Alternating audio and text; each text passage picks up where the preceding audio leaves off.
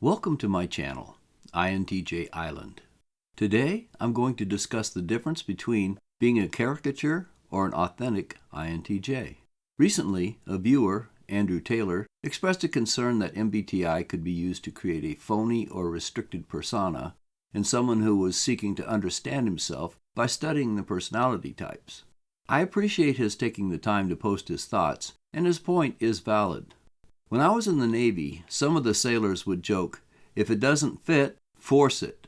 Or, "If it isn't going in smoothly, get a bigger hammer." This is the same sort of thing in the end. If you don't fit a personality type, just pretend as if you do. And of course it doesn't help with all those INTJ memes running around where an INTJ wants to rule the world or plans how to kill everyone in the room. In my first video that I put up 2 years ago this month, I talked about why MBTI matters and why it is useful. MBTI is not intended as a mold that you should force yourself into. It is a description of how your mind works, in order to help you make better choices about what you will do with your life and how to master your strengths and overcome your weaknesses. It is not a box that you pound yourself into so you act in a predefined way. You don't just magically produce introverted intuition or extroverted thinking because you want to be an INTJ. You don't squash your feelings in order to appear to have none because you think that is what MBTI demands of you. I have a different perspective on MBTI than many others because I came into it late in life, and so what I was looking for were answers as to why I lived as I had and approached things the way I did. I never was interested in shaping my personality to fit some pretend caricature of who I really was. INTJs tend to struggle in early life because we are different. We were born different, and we go through school being different. We go through our adult lives being different as well. The point of knowing who you are is to enjoy what you have and to know where you will have to work harder if you want to have something outside of your given talents. It is a starting point, not a goal to attain. As you go along, you begin to know who you are and to some extent how your mind works. It warns you of possible trouble in the future, as well as lending comfort to those like me who always wondered why I was outside the norm. It helps bring acceptance of your shortcomings. And to be clear, that was what I was looking for at first. I wanted to know why I was not good at socializing. When I was 31 years old, I took on the challenge of becoming a teacher, a technical instructor, where I had to get up in front of people and give lectures. I had taught one class in high school when the teacher encouraged me to take it on. I had to take our textbook and read the material and work through and completely understand it on my own and then prepare a lesson to teach the other 3 members of the advanced math course my senior year in high school. It had gone flawlessly, and that was the only thing in my memory to let me know that this just might work out okay. The primary reason I wanted to take this on was because I knew I was terrible with groups of people. And getting up in front of an audience was the exact opposite of what I normally would want to do. Honestly, I was seeing if I could change who I was at a basic level to become more social.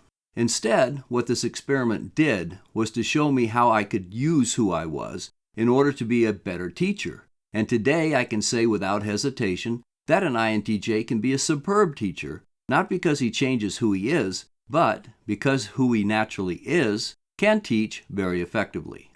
I learned how to get up in front of a group and not be afraid any longer, but I was still stressed. At the end of a day of teaching, I felt drained of energy because I was emotionally tense and focused for hours at a time.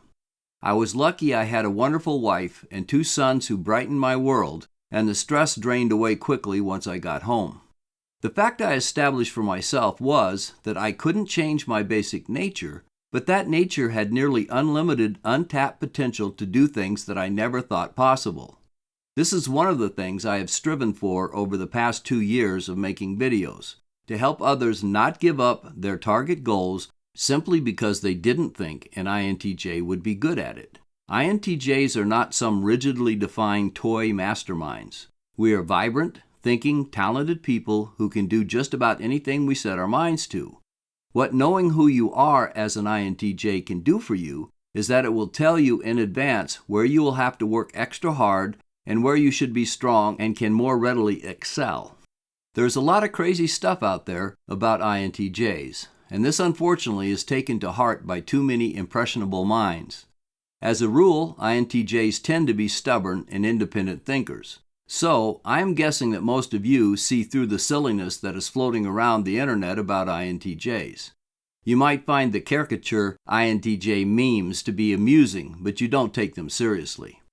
I think that it would be far more likely that someone for some reason aspires to be an INTJ and therefore takes those silly misrepresentations seriously.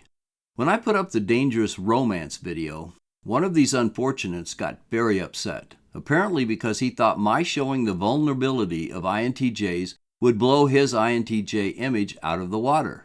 So it is no wonder that people show up here on my channel with feelings of antagonism against MBTI. As Andrew Taylor rightly pointed out, and I quote, "You're not special because some website said you were the architect or mastermind, nor is it a defense for being a socially incompetent narcissist," unquote. And I appreciate his candor in expressing his impressions. People are going to think that about the INTJ caricature that is running wild around us. It is a shame because using MBTI that way is going to hurt far more than it will help. It is a tool that, if used correctly, can enhance your life greatly. But if it is wrongly used, it can confuse you and seriously disrupt your life.